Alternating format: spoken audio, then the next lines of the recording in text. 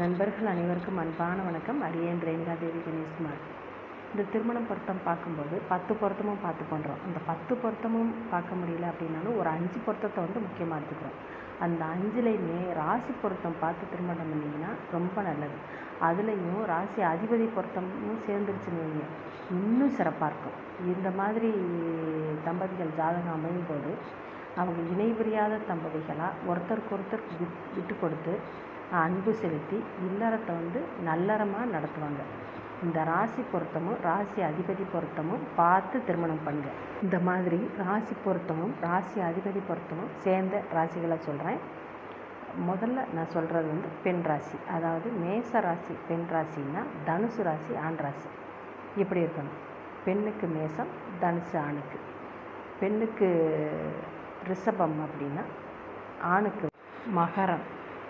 பெண்ணுக்கு மிதுனம் அப்படின்னா ஆணோட ராசி கும்பம்.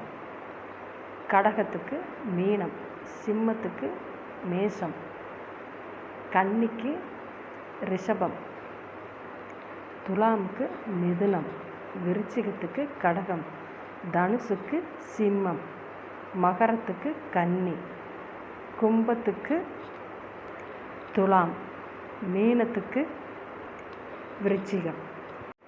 இந்த மாதிரி ராசி பொருத்தமும் ராசி அதிபதி பொருத்தமும் உள்ள ராசிகளை இணைப்பது மிகச்சிறந்த இல்லற வாழ்க்கைக்கு ஏதுவான ஒரு தம்பதிகளாக, ஒற்றுமையுள்ள ஒரு தம்பதிகளாக இல்வாழ்க்கையை நடத்துவாங்க. நன்றி நண்பர்களே, மிக்க நன்றி.